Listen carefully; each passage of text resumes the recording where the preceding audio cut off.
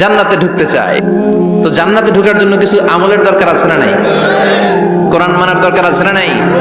আল্লাহর দেয়া বিধানগুলো জীবনে, সমাজে, ফ্যামিলিতে বাস্তবায়নের দরকার আছে না নাই?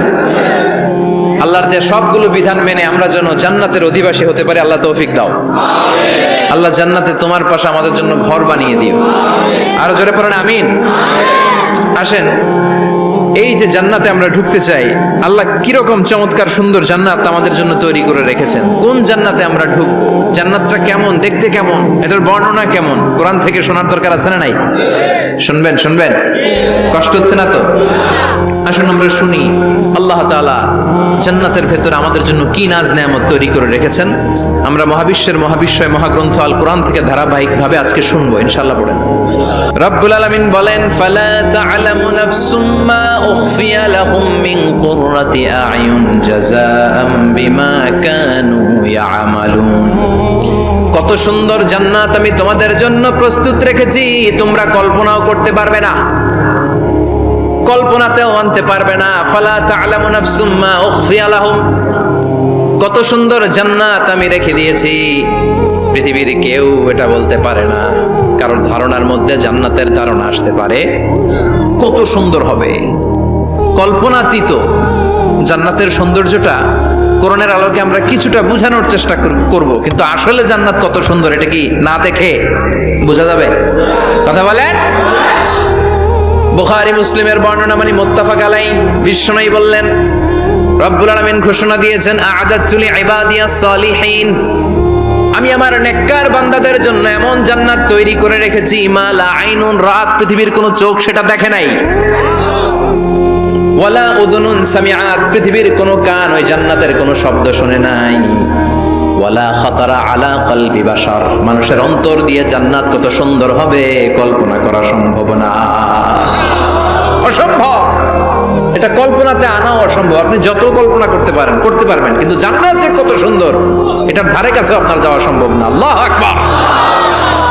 এই পৃথিবীতে যত ডিজাইনার আছে, সফটওয়্যার ডিজাইনার, যত ইঞ্জিনিয়ার আছে, যত আর্কিটেক্ট আছে, গোটা বিশ্ব সেরা 1 লক্ষ আর্কিটেকচার, 1 লক্ষ আর্কিটেক্ট ইঞ্জিনিয়ার কেনে যদি বলা হয় জান্নাতের একটা চেয়ারের ডিজাইন করেন, লক্ষ লক্ষ আর্কিটেক্টরা মিলে কোটি কোটি টাকার প্রজেক্টে টাকা খরচ করে চেয়ারের ডিজাইন করতে পারবে, কিন্তু জান্নাতের চেয়ারের ধারে কাছেও হবে না।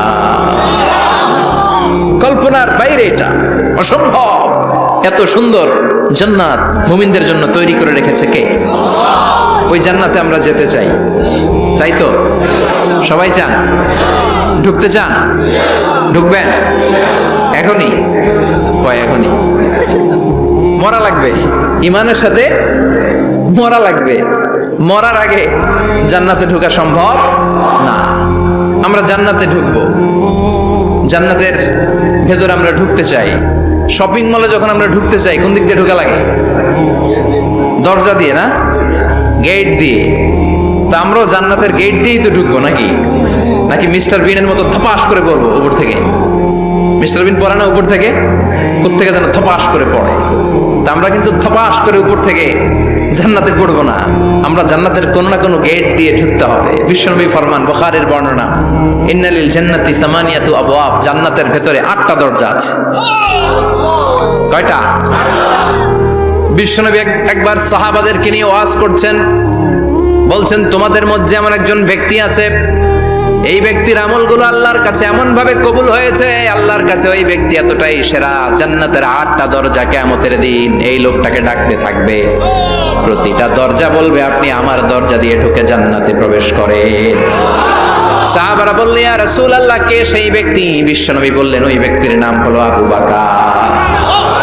কিয়ামতের দিন সাইয়েদনা আবু বকরকে 8টা জান্নাতের দরজা থেকেই জান্নাতগুলো ডাকতে শুরু করবে, উদখুল মিন বাবি, উদখুল মিন বাবি, আমার দরজা দিয়ে ঢুকেন, আমারটা দিয়ে ঢুকেন। ওই দরজা থেকে বলবে, আমারটা দিয়ে ঢুকেন। আল্লাহু আকবার। বিশ্বনবী আমাদেরকেও নিরাশ করেন নাই। বিশ্বনবী বললেন, কেউ যদি প্রতিদিন 5 ওয়াক্ত নামাজের আগে যে ওযু করে, ওযুর পরে কেউ যদি পড়ে আশহাদু আল্লা ইলাহা ইল্লাল্লাহ ওয়া আশহাদু আন্না মুহাম্মাদান আবদুল্লাহি ওয়া রাসূলুহু, প্রত্যেক ওযুর পরে যেই ব্যক্তি এই দোয়াটা পড়বে, ওই ব্যক্তির জন্য রব্বুল আলামিন কিয়ামতের দিন জান্নাতের 8টা দরজা খুলে দিবে। সেও সাইয়েদনা আবু বকরের সাথে সাথে ওই 8টা দরজা যেটা দিয়ে মন চায় ঢুকতে পারবে, কোন সুবহানাল্লাহ। বিষ্ণু বললেন ইন্নালিল জান্নাতি সামানিয়াতু আবাব, জান্নাতের ভেতরে দরজা হলো 8টা। মিনহা বাবুন ইউসাম্মা আর-রায়্যান, 8টা দরজার মধ্যে স্পেশাল একটা দরজা আছে, দরজাটার নাম হলো রায়্যান। লা ইয়াদখুলুহু ইল্লা সাইমুন, রোজাদাররা ছাড়া কেউ রায়্যান দরজা দিয়ে ঢুকতে পারবে না। যারা রোজা রেখেছেন তাদের জন্য এন্ট্রি দেয়া হবে এই দরজা দিয়ে ঢুকা। আবার বিষ্ণু বললেন মান দাখালাহু লাম ইয়াজমা আবাদা, একবার রায়্যান দরজা দিয়ে ঢুকার সুযোগ যে পেয়ে যাবে চিরকালের জন্য তার গলার তৃষ্ণা মিটে যাবে। রোজা রাখলে গলায় তৃষ্ণা হয় না?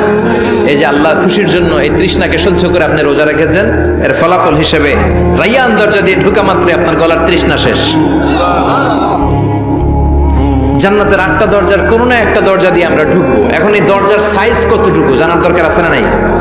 বিষ্ণু বললেন ইন্না মিসরাইন মিন মাসারি'i জান্নাত মা বাইনা মাক্কা ওয়া হাজার, সৌদি আরবের মক্কা শহর থেকে বাহরাইন শহর যত দূর, জান্নাতের দরজাটা হবে তত দূর।